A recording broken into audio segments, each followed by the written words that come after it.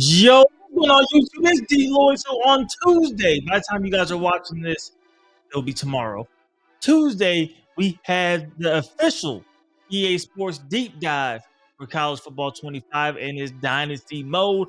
80 pages, 1,600 words. It's going to take quite a while to actually read. I will be live streaming it, so make sure you tune in to that. But today, we're going to be talking about some predictions of what we think could be in Dynasty Mode. Now, we do know some things to be confirmed, right? Because of just the previous deep dives and some information that was revealed to us already. But we will have, like I said, the official everything. I'm assuming that's everything with 80 pages, right? All the information about the game and its mode, we will know officially tomorrow. We know theme games are in, which was pretty much revealed to us during the presentation deep dive, and that was amazing to hear. 1 or 2 games a year, the crowd will be in a specific theme, checkerboard theme. If you're Tennessee, they could be a whiteout, a blackout, things like that. That is awesome. We do know that you can DM recruits, but that's all we know about recruiting. Now, from the leak that I was told, I made a video about earlier, you will have to actually contact recruits weekly and not just spend the points like you did in NCAA Football 14. So I'm going to fully assume it will be time just like the old NCAA 13 and prior, in terms of you may have 10 hours, you may have 15, whatever the time they end up allotting, but you get hours each week and you will have to separate your time into those recruits. And I think it's going to be almost like the old systems that we had. And if that's the case, I'm 100% here for it.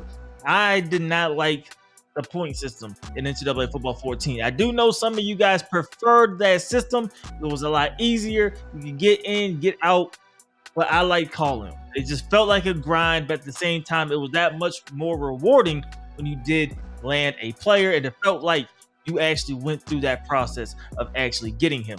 We do know when you bring in a player for a visit that they may want to be in bigger games. So maybe don't bring them to a visit against a smaller school.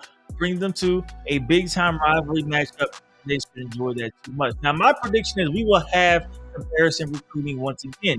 We have to leave it into football 11 to 13, where you could get your player, stay on academic prestige. And my school is at A- academic prestige. Your school is a B, just a B academic prestige. Say for this instance, a C plus academic prestige. I can then compare that pitch to that recruit and say, hey, look at his school. His school, they're a bunch of dumb people over there. That school is stupid, bro. Our school is all about academics. They barely passing over there, and the recruit gonna be like, you know what? You're right. I think I want to come to your school instead. Or be like, you know what? You're right. I'm gonna knock them down a little bit, and you would get some points, and the other school actually lose points. I thought that was a dope feature. That is back. I'm 100% for, especially with the transfer portal in the game. You do know when your player hits the transfer portal, you can also try to get your player back in the transfer portal. That is awesome. But how robust is the transfer portal going to be, and how much is NIL going to play a role in that transfer portal? Now, EA said it's going to be called brand exposure. And now, what we have to figure out is it just going to be like your regular pitches where you have a letter grade for your brand exposure, and that's all the extent that you have when it comes to NIL?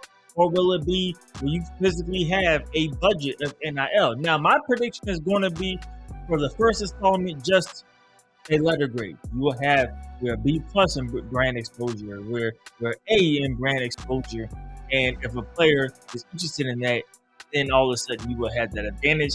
That is going to be my guess. I know in Road to Glory, NIL is treated differently, so I do think there will be perks and other things of that nature in Road to Glory mode.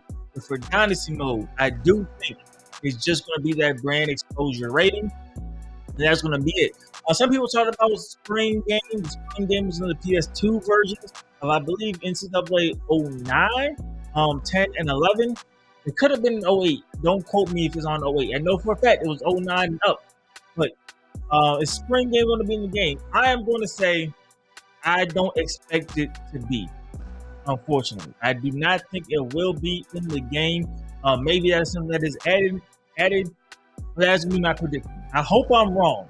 That's definitely gonna be my prediction there. That it's not gonna be in the game. Are we gonna be able to expand playoffs? I don't think we will. I think we'll get a 12-team playoff. I think that's gonna be it. I don't think we'll be able to do the 14. Some people want to expand it up to 24. I don't think that's going to be the case. I think 12 teams is going to be what we can use, but I do think we'll be able to customize conferences, and I think that will be kind of where you could go in terms of customization.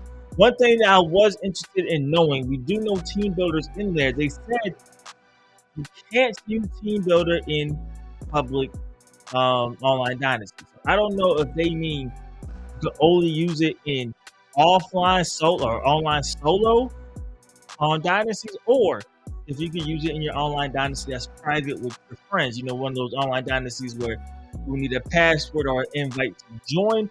I hope those you are okay to use team builder teams. If you can use team builder teams in online dynasties as a whole, I think that is a major W. I'm not one that really uses it too much, but maybe I will use one here and there. I know a lot of people back in the past loved team builders. So I think that is definitely going to be a major emphasis, and I think they're definitely going to need that in the game. In terms of progression, we don't know how players are going to progress. I would also go ahead and assume and predict it's going to be XP based, just like Madden. Remember, it's still the same engine, still the same company. I would assume you want to be drastically different in terms of how your progression works. I really don't think the Madden progression is broken per se. Could it be better? Yes. Do they handle it better in some mods in the modern Madden? Yes.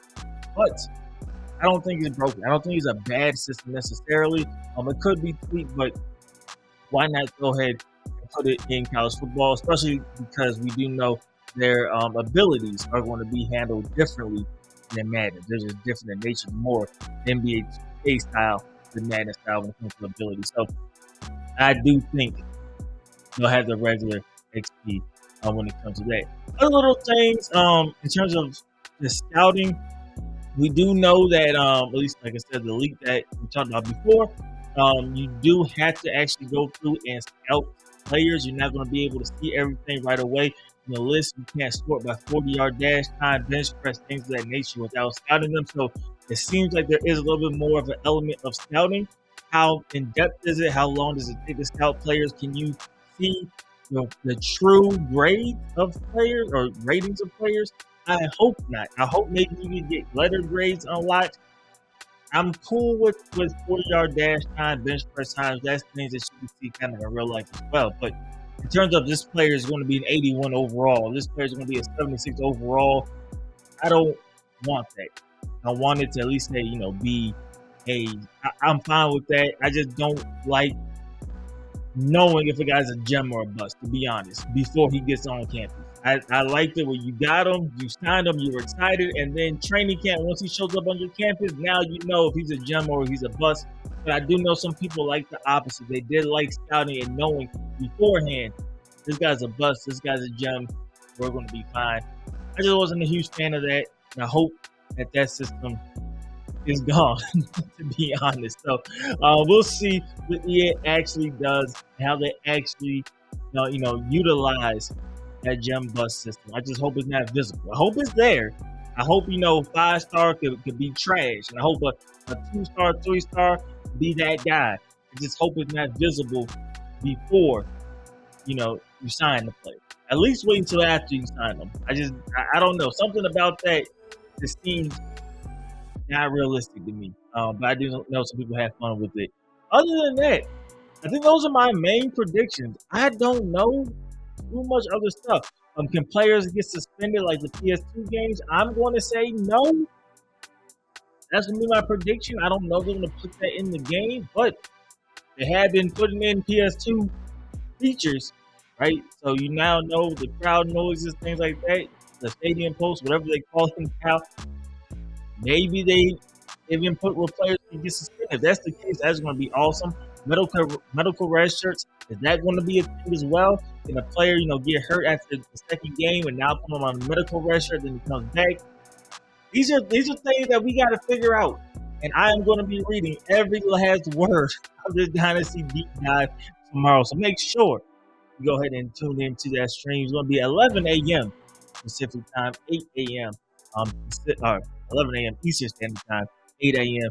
Pacific Standard Time. Not Pacific, so when I say Eastern, it kind of throws me off. But man, let me know what y'all think. What do you expect? What are you hoping for in the Dynasty Deep Dive tomorrow? I'm interested to hear what y'all think. I'm interested to see what actually comes out, man. But as usual, that's going to be it for this video today. If you liked it, you do me a favor, go ahead and hit that like button. Helps me out a lot. And subscribe if you haven't already. DLloyd, I'm see you next time. Peace.